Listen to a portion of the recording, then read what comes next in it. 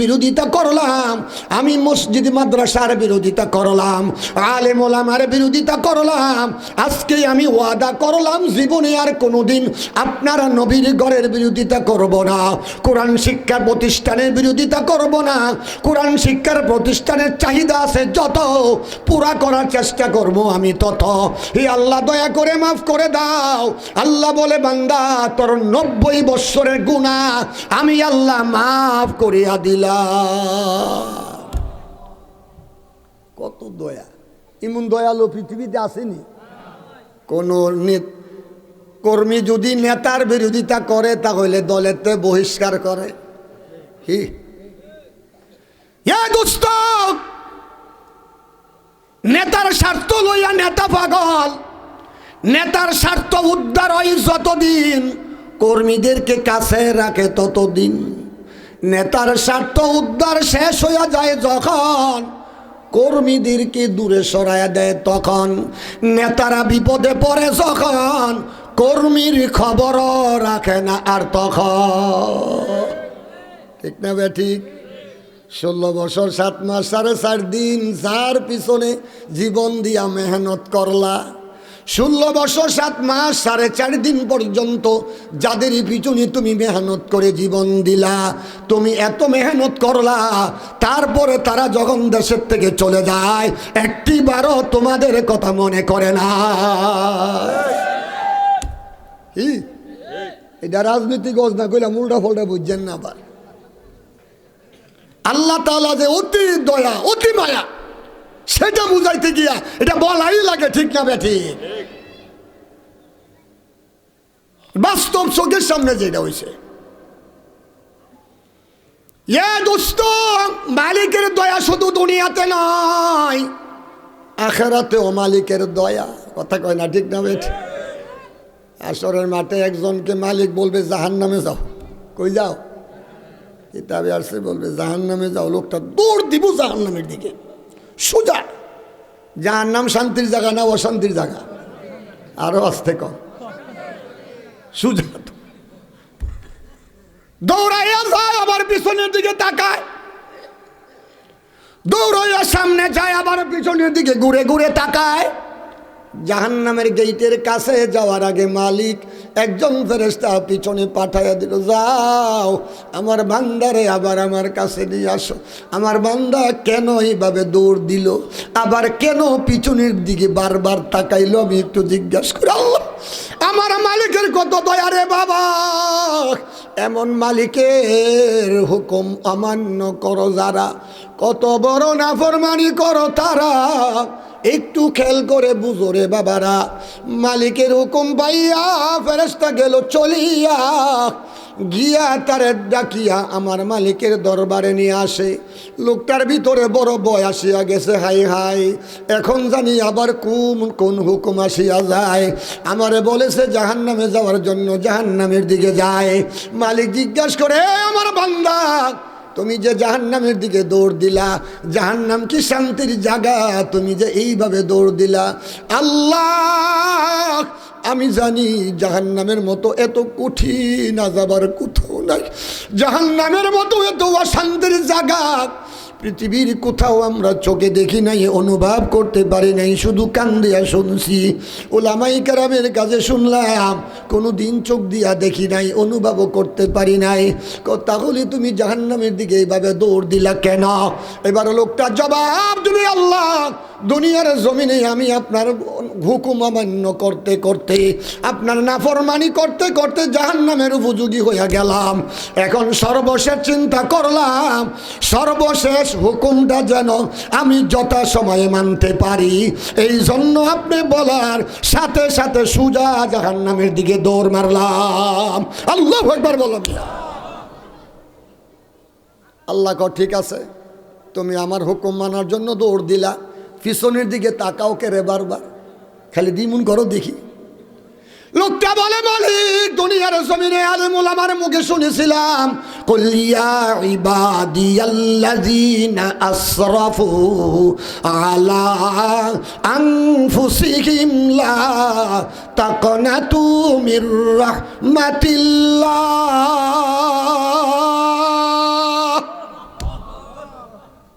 ইন্নাল্লাহা ইয়াগফিরু যুনুবা জামিআ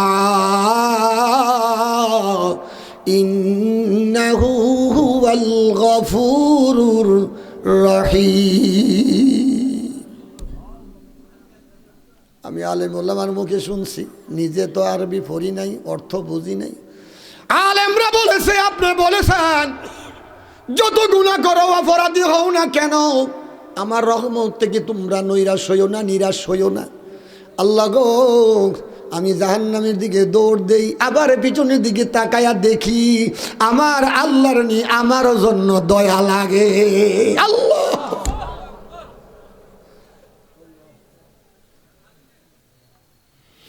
আমি জাহান্নামে যাই, আমি আমার মালিকের দিকে তাকাই, দেখি আমার মালিকের নি দয়া লাগে, মায়া লাগে। আমার বান্দা বারবার আমার দিকে তাকায়, নিশ্চয় সে আমার কাছে কোনো সাহায্য চায়।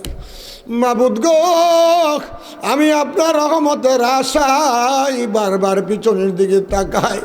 আমার মালিক বলবে, বান্দা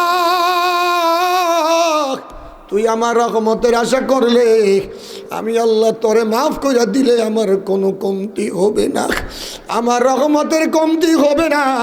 তোরে জান্নাত জাহান্নামে দিয়া দিলে আমার রহমত কিঞ্চিত মাত্র বাড়বে না। যা যা, আমার জান্নাতে তুই চলিয়া যা। পাশাপাশি আর একটা লোকের বাবা হুকুম দেওয়া হবে, তুমি আমার রহমতে আমার জান্নাতে চলে যাও। কিসে?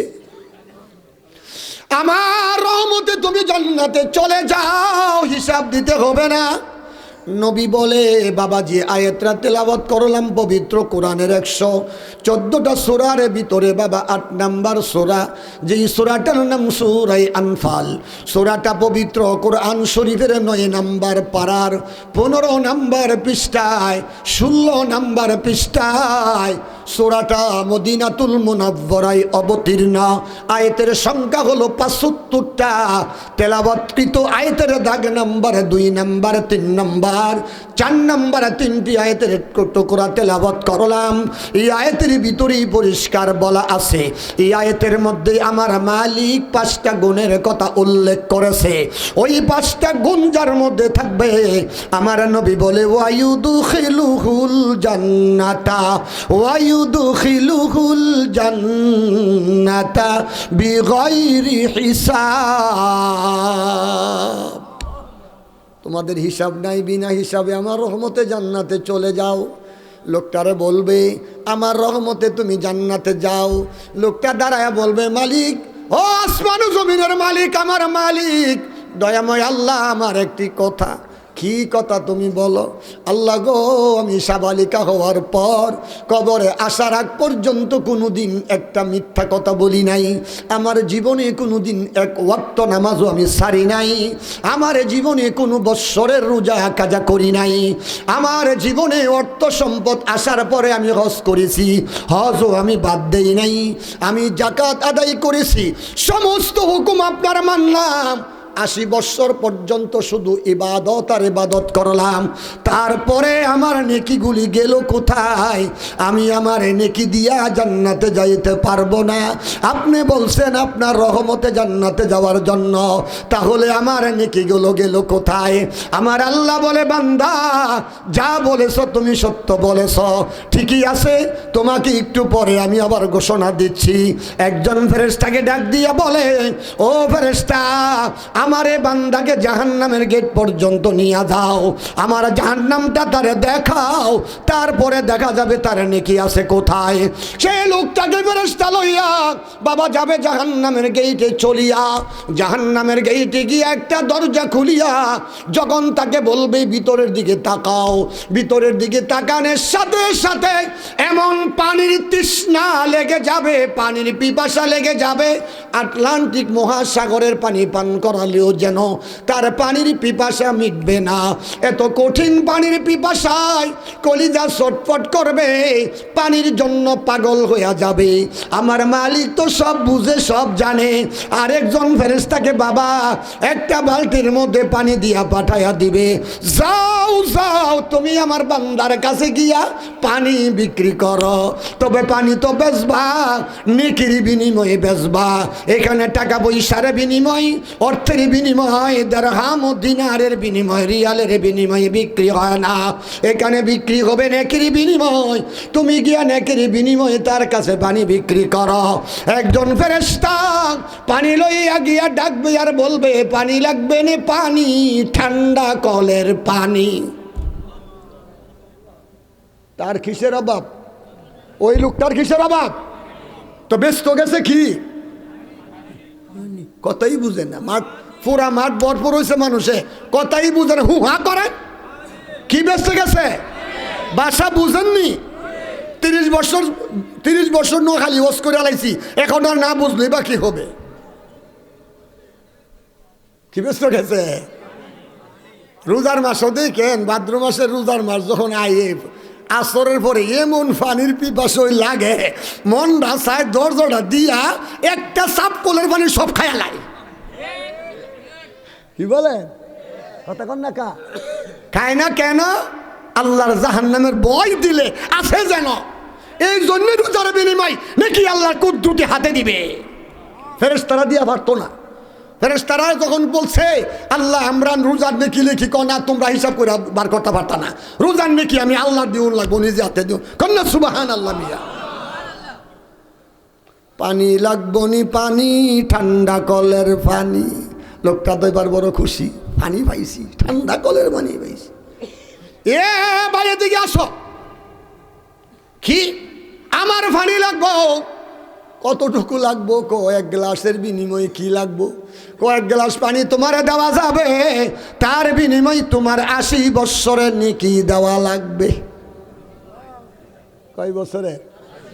এই নেক করছে দুনিয়াতে কয় বছর? কয় বছর? তো এক গ্লাস পানি দিয়ে দিছিস, পরে করবো কি? এ দোস্ত, লোকটা চিন্তা করে বাসি না পানির পিপাসায়, নেকি দিয়া করব কি? আগে আমার প্রাণ ঠান্ডা করতে হবে।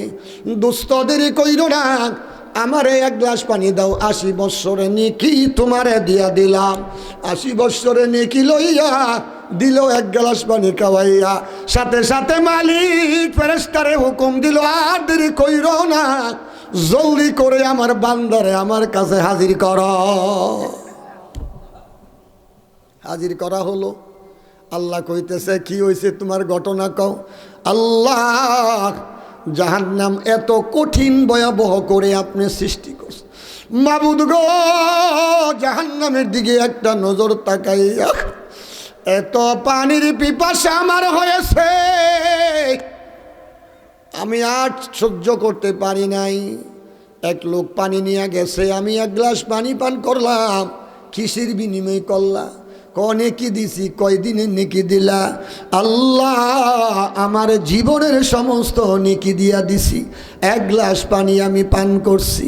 আল্লাহ কয়, অসুবিধা নাই, এক গ্লাস পানির বিনিময়ে যদি তুমি তোমার জিন্দিগির 80 বৎসরে নেকি দিয়া থাকো, আমি মালিক তোমার দুনিয়ার জমিনে 80 বৎসর আমার হুকুমগুলো মানার জন্য সময় যে আমি দিয়েছিলাম, কত গ্লাস পানি তোমারে খাওয়াইছিলাম, এক এক গ্লাসের বিনিময় 80 বৎসরের নেকি দিয়া দিয়া তুমি জান্নাতে যাও।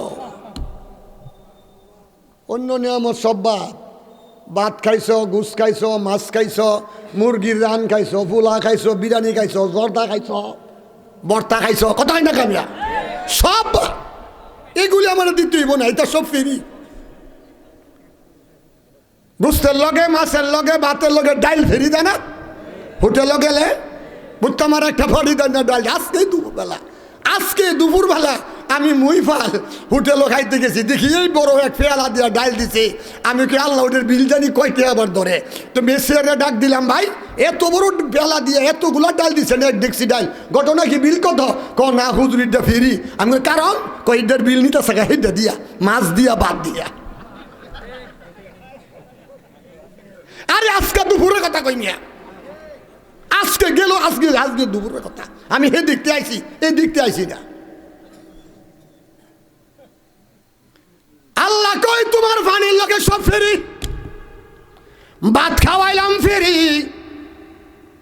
গোস্ত খাওয়াইলাম ফেরি, মাছ খাওয়াইলাম ফেরি, তোমারে পোলাও কোরমা খাওয়াইলাম ফেরি, বিরিয়ানি খাওয়াইলাম ফেরি, আরো কত কিছু খাইলা সব খাওয়াইলাম ফেরি। এক গ্লাস পানির বিনিময়ে 80 বছরের নেকি দিয়া দিয়া জান্নাতে যাও। 80 বছরের ভিতরে কয় গ্লাস পানি তুমি খাইলা? আল্লাহ আল্লাহ আল্লাহ আল্লাহ বলুন। উপায় আছে? এই কথা কোন একটা উপায় আছে? লাফালাফি করো যে উপায় আছে? আমার সে বড় নমুজি আবার কাটা, আমার সে বড় হাজি আবার কাটা করো যে উপায় আছে? প্রত্যেকটা মানুষ জান্নাতে যাবে আল্লাহর রহমতে। কিসে যাবে? কিসে যাবে? আরো দূরে গো, কিসে যাবে? একটা নিয়ামতের শুকর আদায় করো। এই যে নাক নাক নাক, এটা কি? এটা কি? এটা নাক খালি কি লেগে দিছে, বাতাস টানতা না। এটা একটা FRCS প্রফেসর, PhD করেনিওয়ালা ডাক্তার, সারা পৃথিবীর ডাক্তার। এই ডাক্তারের কাছে ফেল, কথা কয় না। এই ডাক্তার এখানে বসাইছে আল্লাহ পাক কেন? খাবারগুলি যে খাইবা, এই খাবারের মধ্যে খুশবু, সুগন্ধ না কুগন্ধ, ফসা না গান্ধা না ভালা, খাবার নাকের কাছে মুখের কাছে নেওয়ার আগে নাকে কয় খাইতে পারো বালা, আর একটু বিশ্রী গন্ধ নিয়ে নাকে সরো। এই কথা কোন ডাকা? তো ডাক্তার কে? PhD করা ডাক্তার। আল্লাহ তোর খাবার চেক করার জন্য, তোর খাবারকে দোষী না বিশুদ্ধ যাচাই করার জন্য আমি আল্লাহ একজন PhD ডাক্তার তোর মুখের কাছে বসাইয়া দিছি। আল্লাহু আকবার কমিয়া বস। এগুলা একটা নিয়ামতের শুকর আদায় কর। আল্লাহ কোসে ডাক্তার আমি তোর মুখের কাছে দিলাম কেন? দুইটা কারণে দিলাম। এক নাম্বার কারণ তোর চেহারার সৌন্দর্য বাড়ার জন্য। 2 নম্বর কারণ, এই ডাক্তার যদি তোর পিছনে গাড়ের মধ্যে দিয়া দিতাম, সমস্ত খাবার মাখিয়া পিছনে আগে নেওয়া লাগতো। ডাক্তারে বলতো খাইতে পারবা, এবার ঘুরায় আইনা তোর খাওয়া লাগতো। কষ্ট হইতো না আরাম হইতো? কি আরাম না বেরাম হইতো? মজা হইতো না বেমজা হইতো? শান্তি না অশান্তি? আল্লাহকে 2টা কারণ। একটা কারণ তোর চেহারাকে আমি আল্লাহ সাজাইতে গিয়া, সৌন্দর্য করতে গিয়া FRCS ডাক্তারটা তোর মুখের কাছে বসাইয়া দিলাম। এই ডাক্তারও আমি আল্লাহ 2 রকম করে বানাইলাম। একটা একটু লেডা কইরা বানাইলাম, আর একটা একটু খাড়া কইরা বানাইলাম। খাড়া কইরা বানাইছি যারে, তারে দেখতে বড় সুন্দর লাগে। লেডা কইরা নিয়ে নারীরে বানাইছি আমি আল্লাহ যারে দেখলে কো মহিলাটা নাক লেডা। কি মন দেখা যায় নাকটা লেডা, কথা কয় না। গাড়ে বসাইলে কষ্ট হইতো, মুখের সৌন্দর্য নষ্ট হইতো, খাবার খাওয়ার জন্য কষ্ট হইতো। এই 2টা জিনিস আমি ঠিক রাখতে গিয়া আমি আল্লাহ FRCS ডাক্তারটা এখানে বসাইয়া দিলাম। ওরে দোস্ত, একটা নেয়ামতের শুকর যদি তুমি আদায় করো, ও আল্লাহর বান্দা, আল্লাহর নাফরমানি করার সুযোগ তুমি পাইবা না। লোকটা এবার দাঁড়ায়া বলবে, আল্লাহ আপনার রহমত ছাড়া কোনো উপায় আমার নাই। মাবুদকে আমি জানি তুই যে কথা কইবে, তুই যে কইস 80 বছরে নাকি গেল কই, এই জন্য তোরে জাহান্নামের কাছে বাড়াইছি। তো দেখা যা, যেহেতু তুই আমারে বললে আমি আল্লাহর রহমত ছাড়া উপায় নাই, যা আমি তরেও মাফ করিয়া দিলাম। সেই মালিক পবিত্র কোরআনের মধ্যে বলে, ইন্নামাল মুমিনুনাল্লাযীনা ইযা যুকিরাল্লাহ ওয়াজিলাত قلوبهم وإذا تليت عليهم زادتهم إيمانا وعلى ربهم يتوكلون الذين يقيمون الصلاة ومما رزقناهم ينفقون أولئك هم المؤمنون حقا لهم درجات عند ربهم ومغفرة ورزق كريم আল্লাহ পাক পরিষ্কার করে দিল সূরা আনফালের 2 নম্বর আয়াতের মধ্যে মালিক বলে, ও আমার বান্দারা, এই 5টা গুণ যার মধ্যে থাকবে তারা হলো খাঁটি মুমিন। তারা কি? তারা কি? কে কইছে? আল্লাহ কয় 5টা গুণ যার মধ্যে পাওয়া যাবে তাদের ব্যাপারে আমি আল্লাহ ডাইরেক্ট সার্টিফিকেট দিলাম। উলাইকা হুমুল মুমিনুনা হাক্কা, আমি আল্লাহ ডাইরেক্ট তোমারে খাঁটি মুমিন বলে ঘোষণা দিয়া দিলাম। শুধু মুমিন বলে ঘোষণা দিয়া শেষ করি নাই, আমি আল্লাহ 3টা পুরস্কারের কথাও ঘোষণা দিলাম। কয়টা পুরস্কার? লাহুম দারাজাতুন ইনদা রাব্বিহিম, আমি আল্লাহ তোমাকে দুনিয়া এবং আখিরাতে সর্বোচ্চ মর্যাদার অধিকারী তোমারে করে দিলাম। সম্মানের মালিক কে? আর আস্তে কোন? বাদশার মালিক কে? বাদশাহী কেড়ে নেওয়ার মালিক কে? এটা কইলে যদি কেউ মনে করেন হুজুর রাজনীতি করে তাহলে বুকামি হবে।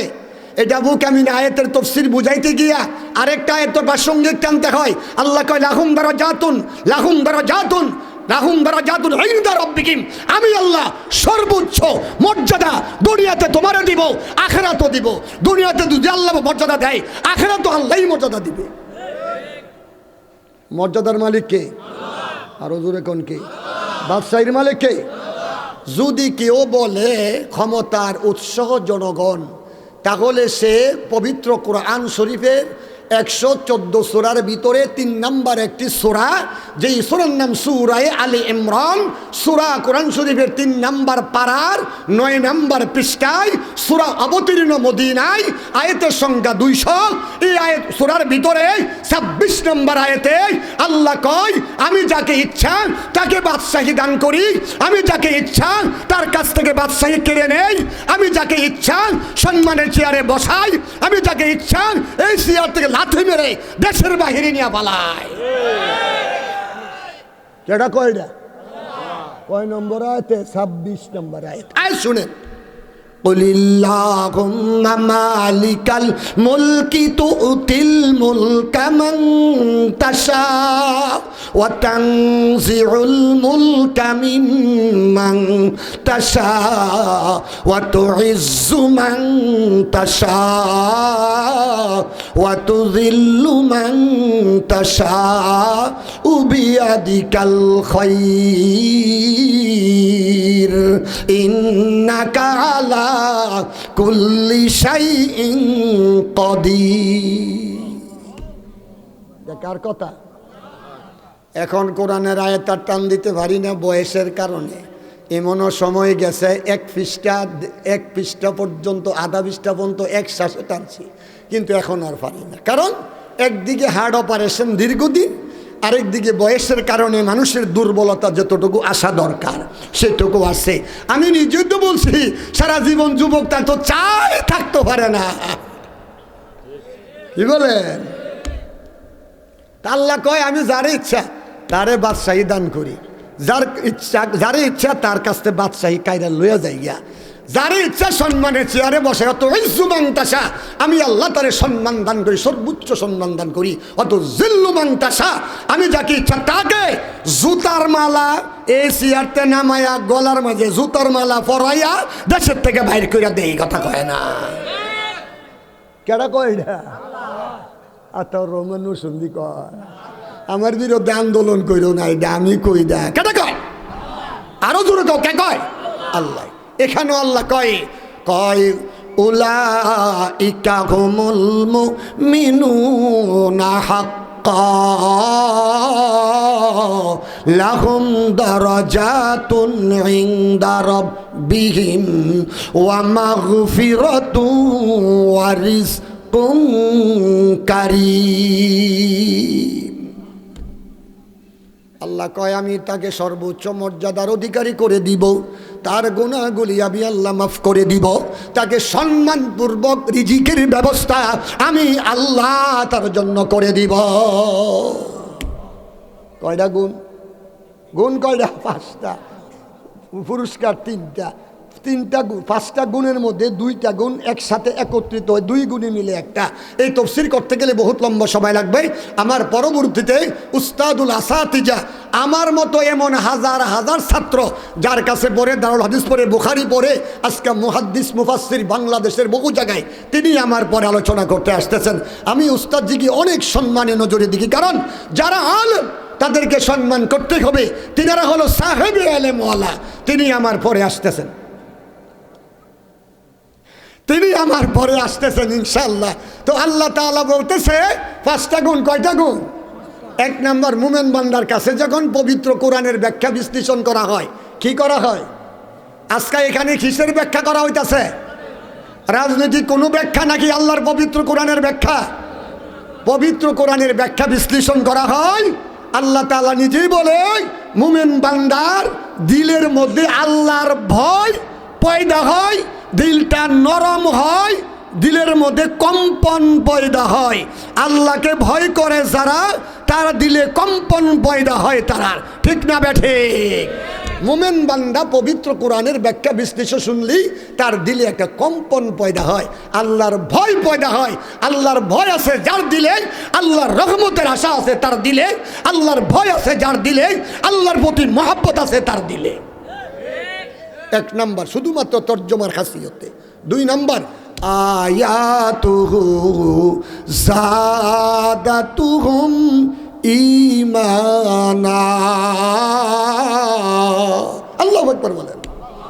2 নম্বর গুণ হলো, যখন মুমিন বান্দার সামনে পবিত্র কোরআন তেলাওয়াত করা হয়, তখন তাদের ইমানে নূর বাড়িয়া যায়, দুর্বল ইমান বাবা সতেজ হয়, নিস্তেজ ইমান বাবা সবল হয়। আমার মালিক বলে 3 নম্বর গুণ, আলা রাব্বিহিম ইয়াতাওয়াক্কালুন। মুমিন বান্দারা সর্ব অবস্থায় ভরসা রাখবে আল্লাহর উপর। তারা কখনো দুনিয়ার কোনো মানুষের উপরে ভরসা করতে পারে না, একমাত্র ভরসা করবে আমার আল্লাহর উপর।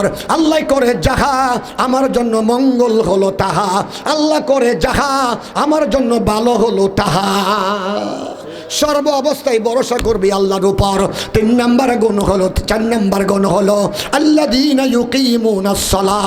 যখন নামাজের সময় হয়ে যাবে, 5 ওয়াক্ত নামাজের উপরে মুমিন বান্দা প্রতিষ্ঠিত হয়ে যাবে। মুমিন বান্দারা নামাজের প্রতিষ্ঠিত, নামাজ যথাসময় আদায় করবে, নামাজের জন্য তারা যত্নবান হবে। কখনই তার আমল থেকে 1 ওয়াক্ত নামাজ ছুটতে পারে না। 5 নম্বর গুণ, وَمِمَّا رَزَقْنَاهُمْ يُنْفِقُونَ। 5 নম্বর গুণ, আমার মালিক বলে আমার দেওয়া রিজিক, আমার দেওয়া টাকা, আমার দেওয়া পয়সা, সেইগুলো আমার রাস্তায় মুমিন বান্দারা বিলায়া দিবে। টাকা পয়সার মহব্বত করবে না, মালের মহব্বত করবে না। আমি আল্লাহর মহব্বতে, আমি আল্লাহকে ভালোবেসে, আমি আল্লাহকে মহব্বত করিয়া আমার দেওয়া রিজিক আমার রাস্তায় 2 হাতে বিলাইয়ে দিবে। কখনো মালের মহব্বত করবে না। এই 5টা গুণ যখন তার মধ্যে পাওয়া যাবে, আমার মালিক তখনই বলে, উলাইকা হুমুল মুমিনুনা হাক্কা। ও মজদিপুর এলাকার আমার বান্দা বান্দি, আমি তোমাকে খাঁটি মুমিন বলে ঘোষণা দিলাম। 5টা গুণে গুণান্বিত হওয়ার জন্য রাজি আছি তো আমরা সবাই ইনশাআল্লাহ। কে কে রাজি একটু হাত তুলে দেখায়। নারায়ে তাকবীর, নারায়ে তাকবীর। হে আল্লাহ, আমাদেরকে 5টা গুণে গুণান্বিত না করে ততদিন পর্যন্ত 5টা গুণের উপরে পরিপূর্ণ আমরা হতে না পারি, ততদিন আমাদেরকে কাছে মালাকুল মউত পাঠায়েন না। আমিন। হাত নামান। এখন আমি আপনাদের সম্মুখে সামান্য একটু কথা বলবো। এই যেহেতু আমার পরবর্তীতে যিনি প্রধান মেহমান হজরতজি চলে আসেন, আবার দূরে যাবেন, ঢাকাতে আবার যাবেন নারায়ণগঞ্জ, রাস্তাঘাটের অবস্থা ভালো না, হুজুর আলোচনা করবেন প্রাঞ্জল ভাষায়। আপনারা যার অপেক্ষায় বসে আছেন, শুধু আমি নয়, হাজার হাজার উলামায়ে কেরাম যার ছাত্র, ইনশাল্লাহ হুজুর আসবে। তার আগে আরেকটু আমলের উপরে কথা, 5টা গুণের উপরে আমল করতে পারলেই সে খাঁটি মুমিন। একটা বাদ দিলে কিন্তু আল্লাহ কয় নাই যে এটা বাদ দিলাইলে তুমি উলাইকা হুমুল মুমিনুন হাক্কা, আমি তোমার খাঁটি মুমিন বলে ঘোষণা দিছি। বলছে 5টা গুণের উপরে পরিপূর্ণ তোমাকে থাকতে হবে। তার মধ্যে আল্লাহর দেওয়া রিজিক ও আল্লাহর রাস্তায় বিলিয়ে দিতে হবে, মালের মহাব্বত ত্যাগ করতে হবে, আল্লাহর মহাব্বত দিলে ফিট করতে হবে। যখন তুমি করতে পারবে, কাল কিয়ামতের ময়দানে আল্লাহ পাক তোমাকে আরশের নিচে ছায়া দিবে। কিসের নিচে? কিসের নিচে? আরশের নিচে। যেদিন কঠিন ভয়াবহ হাসরের মাঠ, আল্লাহর আরশের ছায়া ব্যতীত আর কোনো ছায়া থাকবে না। 7 দলকে আল্লাহ আরশের ছায়া দিব। কয় দল? আরো জোরে কয় দল? আরো জোরে কয় দল? 1 নাম্বার তারা, যে সমস্ত বাদশাহ দুনিয়াতে ন্যায় বিচার করে, যারা মেম্বার, চেয়ারম্যান, বিচারক, বাদশাহ ন্যায় বিচার যারা করে। 2 নাম্বার, যে সমস্ত যুবক, এই যুবক ছেলেরা, যুবতী মেয়েরা যৌবন কালে আল্লাহর পথে এসেছে। 3 নাম্বার হলো যারা 24 ঘন্টা আল্লাহর মহাব্বতে, আল্লাহর ঘর, নবীর ঘরের প্রতি অর্থাৎ দিনের প্রতি মহাব্বত রেখে মন লাগাইয়া রেখেছে যারা। 4 নাম্বার, একজন আরেকজনকে মহাব্বত করে আল্লাহর খুশির জন্য যারা, দুশ্মনীও করে আল্লাহর খুশির জন্য যারা। এবার প্রশ্ন করতে পারেন, হুজুর দুশ্মনী করাও কি এটা নেকের আমল? হ্যাঁ, কোনটা নেকের আমল শুনেন। আলেম ওলামারে মহাব্বত করবেন আল্লাহর খুশির জন্য। আবুল সরকার বাউল আর ফাউল এই নাস্তিকের সঙ্গে দুশ্মনী করবেন আল্লাহর মহাব্বতে। ঠিক না বেঠি? এ সুরার ঘরের সুরারে, যেই সুরার 14 গোষ্ঠী কোরআন শরীফ পড়তে পারে না, যেই সুরায় কোরআন শরীফের কোনো ব্যাখ্যা বিশ্লেষণ বুঝে না, সেই সুরায় কোরআনের আয়াত পড়ে কয় আল্লাহ বলে কইছে খালি নাস্ত। আরে সুরার ঘরের সুরা, আল্লাহ নাস্ত কইছে না, তোরে প্রকাশ্যে ফাঁসি তো ঝুলাইয়া মারা দরকার। ঠিক না বেঠে? আদামরার ঘরের আদামরারা ঠিক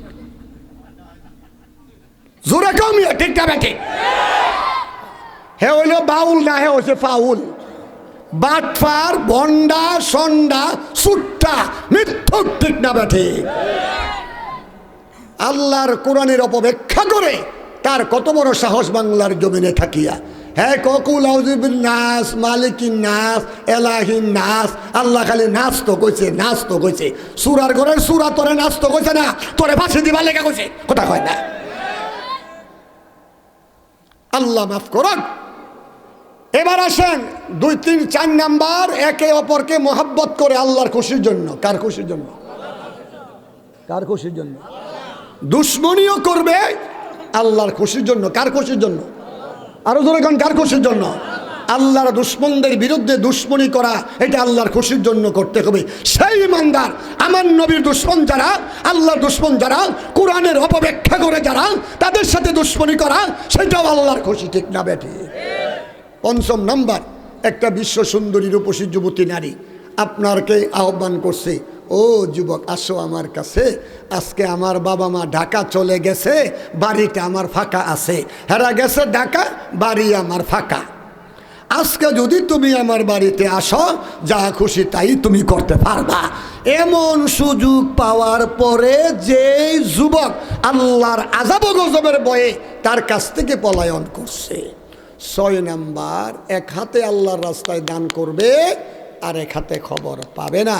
7 নাম্বার, রাত যখন গভীর হয়, একটা দল নীরব নিস্তব্ধে ঘুমায়, আরেকটা দল যার যারা প্রেমিকারে নিয়ে আনন্দ উল্লাস করে বেড়ায়, আরেকটা দল আল্লাহর মহব্বতে আযাব গজবের ভয়ে কেঁদে কেঁদে চোখের পানি দিয়া বুক বাসায়। কয়টা দল? রাসূল বলেন, সেই ভয়ানক কিয়ামতের দিন, সেদিন নাকি থাকবে ছায়া খোদার ছায়াহীন। 7 কিসিমের লোকের প্রতি আল্লাহ মেহেরবান, আপনার স্থলে তাদের করবে ছায়া দান।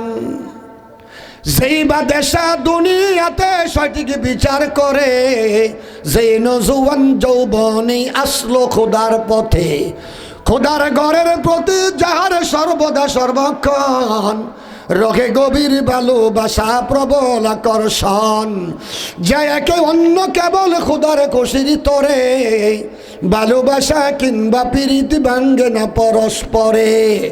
যৌবনা একে শরীফ জাতির রূপসী সুন্দরী, নিজের কাছে কুমতলবে ডাকছে পিয়ার করে। সেই বিজয়ের তীব্র লোভকে করিয়ে যায়, রইল ফিরে সেই বিজয়ে মহান খোদার ভয়। গোপন দানের দাতা সেইজন এমনি সাখাওয়াত, এক হাতে খিদান করে জানে না আর হাত। একা একা বসে যেজন নির্জম নিরালায়, খোদার বয়ে মোহাব্বতে কেঁদে বুক বাসায়। দুস্তরা সর্বশেষ আমি আপনাদের কাছে একটু হাত পাতলাম ৫ম নাম্বার গুণের উপরে, ওয়ামিম্মা রাযাকনাহুম ইউনফিকুন। আমার আল্লাহ বলছে ৫টা গুণ যদি পরিপূর্ণ হয়, উলাইকা হুমুল মুমিনুনা হাক্কা, আল্লাহ তোমাকে খাঁটি মুমিন বলে ঘোষণা দিবে। দোস্ত, এখন ১০ মিনিটের মধ্যেই আমি আপনাদের কাছে একটু হাত পাচ্ছি, যদিও কালেকশন করার আদত এখন আর আমার নাই। দোস্ত, এই মোহাম্মদিয়া হাফেজিয়া নুরানি মাদ্রাসা ও এতিমখানার উন্নয়ন কল্পে একটা জায়গা নেওয়ার জন্য বহুদিন যাবৎ ইদ্রিস সাহেব হুজুর দামাত বারাকাতুল আলিয়া বহু চেষ্টায় আছে। মাদ্রাসার জন্য একটা জায়গার বিশেষ প্রয়োজন। বাবারা একটু মোটা অঙ্কে কিছু হাদিয়া আমি আপনাদের কাছে হাত পাতলাম, অল্প সময়ের মধ্যে দিয়া দিবেন। আমাদের প্রধান আলোচক আসার আগে আগে কে কত হাজার টাকা দিবেন আমার তেমন জানা নাই, একটু মেহেরবানি করে আপনারা বললে আমি বড় খুশি হব। কত করে বলতাম,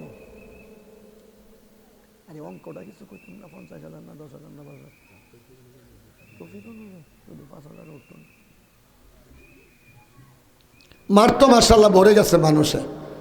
আমি আপনাদের কাছে অল্প একটু সময় হাত পাচ্ছি। আপনাদের মর্জি মতো, আপনাদের মর্জি মতো যদি ছেড়ে দেই তাহলেই খালি চলবে না। আমারও তো একটু আশা আছে আপনাদের কাছে। এই মাদ্রাসার উন্নয়ন কল্পে এখন মানুষ মোটামুটিভাবে আর দরিদ্র নাই, আলহামদুলিল্লাহ। যথেষ্ট ধনট্য ব্যক্তি প্রত্যেকের বাড়ি বাড়ি আছে। বিদেশ প্রবাসী এক একজনের 2টা 3টা করে ছেলে বিদেশ প্রবাসী আছে। কারো বাবা বিদেশ প্রবাসী, কারো 2টা 3টা ভাই বিদেশ প্রবাসী। আমি এখন আপনাদের কাছে এই মাদ্রাসার জায়গা কিনতে গেলে তো অনেক অর্থের দরকার। মাদ্রাসার অনেক 10 লক্ষ টাকা লাগে জায়গাটা কিনতে। রাখো, এখানে রাখো। মাশাআল্লাহ 10 লক্ষ টাকা লাগে। আসলে 10 লাখ টাকা খুব বড় টাকা না। আল্লাহর এমন বান্দা আছে একজনই 20, 25, 30 লাখ 1 কোটি টাকাও দান করতে পারে। 1 কোটি টাকা দান করতে পারে এমন লোকও বাংলাদেশে বহুত রয়ে গেছে। একটা মাদ্রাসা একজনে নিজেই করে দিতে পারে এমন লোক বহুত রয়ে গেছে। এখন আমি আপনাদের কাছে বললাম 10 লাখ টাকা লাগবে এই জায়গাটুকু কিনতে। জায়গাটা কিনা বিশেষ প্রয়োজন, এই মাদ্রাসার জন্য জায়গাটা কিনা বিশেষ প্রয়োজন। যথেষ্ট ছাত্র আলহামদুলিল্লাহ মাদ্রাসার মধ্যে হয়ে গেছে। এখন আপনাদের মধ্যে থেকে বলেন যে হুজুর আলহামদুলিল্লাহ আসলে জীবনে বহুত রুজিত এদিক সেদিক খরচ করলাম, হাসপাতালে গিয়ে আইসিইউতে 3 দিন থাইকা 1.5 লক্ষ টাকা তো বিল হয়ে গেছে, দিয়ে আসলাম। আরও কত টাকা লাগবে ডাক্তার খালি কয় 2 মাস 3 মাস পরে চেক আপ করাইতে গেলেই 15টা পরীক্ষা লিখবো। 15টা পরীক্ষা করাইতে গিয়ে আপনার 30,000 40,000 নাই, 20,000 22,000 15,000 টাকা নাই। এরপরে যদি কিছু ওষুধ পানি লাগে তত হিসাবই নাই। এমনও হয় বাংলাদেশে চিকিৎসা হয় না, বিদেশ যাইতে হয়, লক্ষ লক্ষ টাকা চলে যায়। যদি এমন কোনো ভাই থাকেন হুজুর আলহামদুলিল্লাহ আমি 50,000 টাকা এই মাদ্রাসার জায়গাটুকু কেনার জন্য আজীবনের জন্য আমি 50,000 টাকা আমার গোটা পরিবারের পক্ষ থেকে দিব, হুজুর আপনি একটু দোয়া করে দেন যাতে আমার পরিবারের উপরে আল্লাহ পাকের খাস রহমত নাজিল হয়, কোনো প্রকার বিমার যেন আল্লাহ পাক না দেয়। আল্লাহ ইচ্ছা করলে আজীবনেই আপনাকে সুস্থ রাখতে পারবে, সেটা আল্লাহ পাকের ইচ্ছা। আপনি বেশি বেশি করে আল্লাহর রাস্তায় দান করেন, দেখেন আল্লাহ পাক বিপদ থেকে মুক্তি দিয়ে রাখবে। এখন আমি 50,000 টাকা করে দেওয়ার মতন যদি 10টা পুরুষ পাওয়া যায়, তাহলে তো 5 লক্ষ টাকা হয়ে যায়। এরকম 20,000 টাকা করে দেওয়ার মতন যদি 20টা লোক পাওয়া যায়, তাহলে তো 4 লক্ষ টাকা হয়ে যায়। এরকম